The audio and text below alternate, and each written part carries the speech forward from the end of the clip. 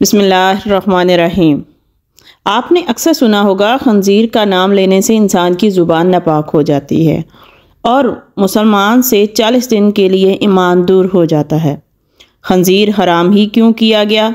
अल्लाह पाक ने खंजीर को पैदा क्यों किया गया और इसको इतना मनहूस क्यों गिनती किया जाता है?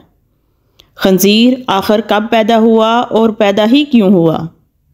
नाजरीन, आपने अक्सर सुना होगा मगरबी ममालिक जानबूझकर मुसलमानों की ग़िज़ा की अशिया में खंजीर की चर्बी या गोश्त शामिल करना चाहते हैं। इसकी वजह क्या है? कुरान और हदीस की रोशनी में आपको आज की वीडियो में इन तमाम सवालात के जवाब मिलेंगे।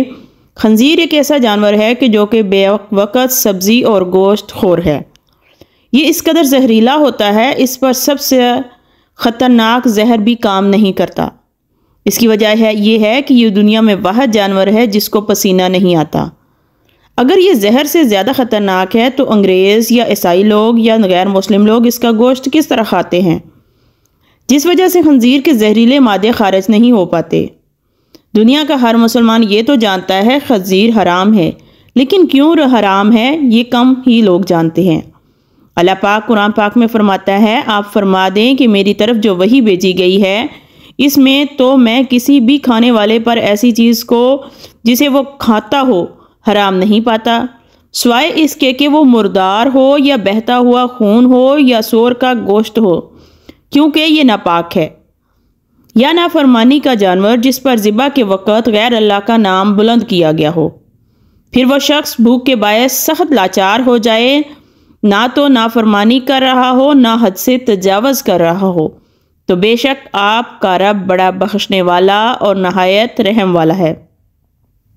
सूरतुल इनाम में ये आयात तलावत की जाती हैं।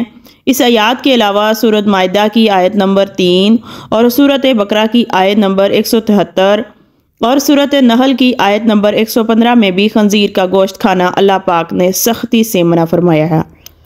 हज़रत जाबिर बिन अब्दुल्ला रज़ी अल्लाह ताला अन्हु से तिर्मिज़ी की हदीस नंबर 1297 में रवायत है कि हजूर पाक सल्लल्लाहु अलैहि वसल्लम ने फरमाया, अल्लाह और उसके रसूल ने शराब, मुर्दार, खंजीर और बूतों की पूजा हराम करार दी है।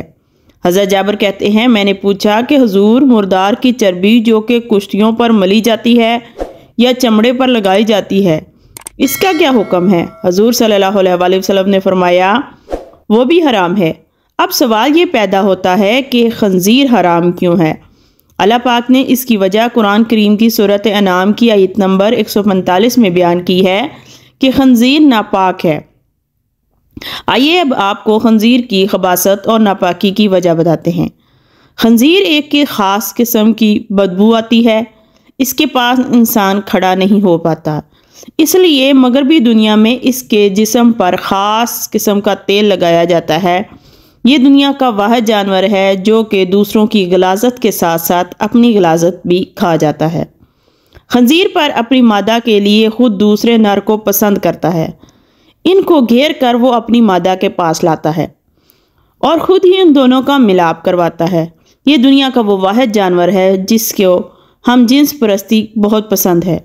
इन्हीं अदात और खसलतों की वजह से खंजीर को कुरान पाक में नापाक कहकर पुकारा गया है और यही वजह आज खंजीर को खाने वालों में खंजीर की ही ये सब नापाक आदतें आम हो चुकी हैं। इसलिए कुरान और हदीस में खंजीर से किसी भी किस्म का फ़ायदा उठाने से मना किया गया है। रवायात में मौजूद है कि ये किसी भी नबी की उम्मत के लिए हलाल नहीं किया गया। खंजीर की पैदाइश के मुतालिक मशहूर रवायात जिसके रावी हज़रत इब्ने अब्बास रज़ी अल्लाह ताला अन्हु हैं। रवायत कुछ यूँ है कि हज़रत ईसा अलैहिस्सलाम के हवारियों ने हज़रत ईसा अलैहिस्सलाम से दरख्वास्त की कि आज कोई मुर्दा ऐसा ज़िंदा करें जो कि हज़रत नूह अलैहिस्सलाम के ज़माने का हो और वो हमें उनके हालात से आगाह करे। चुनाचा हज़रत ईसा अलैहिस्सलाम ने एक कब्र पर लाठी मारी जिसमें से एक नौजवान ज़िंदा होकर बैठ गया। वो शख्स कहने लगा, हज़रत नूह की कश्ती की लंबाई 1200 गज़ थी और चौड़ाई 600 गज़ थी। इसकी 3 मंजिलें थीं। पहली मंजिल पर जानवर, दूसरी मंजिल पर इंसान और तीसरी मंजिल पर परिंदे थे।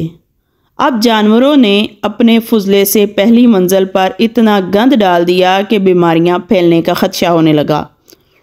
तो हज़रत नूह अलैहिस्सलाम अल्लाह के हुज़ूर सजदा रेज़ हुए तो अल्लाह पाक ने खंजीर नर और मादा दोनों को पैदा फरमाया, जो कि हाथी के करीब से नमूदार हुए। वो फ़ौरन गंद और जानवरों का फुजला और वो सब गंद जो जानवरों की वजह से वहाँ फैल रहा था खा गए। वो सब गंदी या फुजलात को ख़त्म कर देते। खंजीर हराम और नजसुल ऐन है। खंजीर नजसुल ऐन है और नूह अलैहिस्सलाम से लेकर बाद तक तमाम अंबिया खंजीर को बराबर हराम ठहराते रहे हैं, इसे कुली इज्तनाब करते रहे हैं, यहाँ तक कि जब हज़रत ईसा नाज़िल होंगे तो वो भी खंजीर को कत्ल करेंगे। अब बात करते हैं कि इस जुमले की कि खंजीर का नाम लेने से 40 दिन तक ज़ुबान नापाक रहती है या 40 दिन तक ईमान दूर चला जाता है। आपको बताते चलें, ऐसी कोई भी रिवायत या हदीस मौजूद नहीं है, ये बिल्कुल फासद है। हाँ, उलमाए कराम ने इतना ज़रूर लिखा है कि बिला ज़रूरत खंजीर का नाम लेने से गुरेज किया जाए। अगर नाम लिया भी जाए तो इंसान दायरा इस्लाम से खारिज नहीं होता और 40 दिन तक उसमें ईमान से दूर रहने वाली कोई बात में हकीकत नहीं है। जदीद साइंस ने भी खंजीर के गोश्त पर तहकीक के बाद उसे इंसानी जिस्म के लिए मुज़र करार दे दिया है। दोस्तों, ये बात जहन में रखें कि आदम अलैहिस्सलाम को जन्नत से सिर्फ इसीलिए निकाला गया था कि उन्होंने अल्लाह ताला की तरफ से मना करदा दरख्त का फल खा लिया था। हमें इस दरख्त की हुर्मत के मुतालिक कोई वजह मालूम नहीं और ना ही आदम अलैहिस्सलाम को इस दरख्त से मुमानत की वजह मालूम करने की कोई ज़रूरत पेश थी, बल्कि अल्लाह ताला का मना कर देना ही इनके लिए काफ़ी है। बिल्कुल इसी तरह हमारे लिए और दीगर तमाम मोमिनों के लिए इतना ही काफ़ी है कि अल्लाह ताला ने खंजीर को हराम करार दिया है।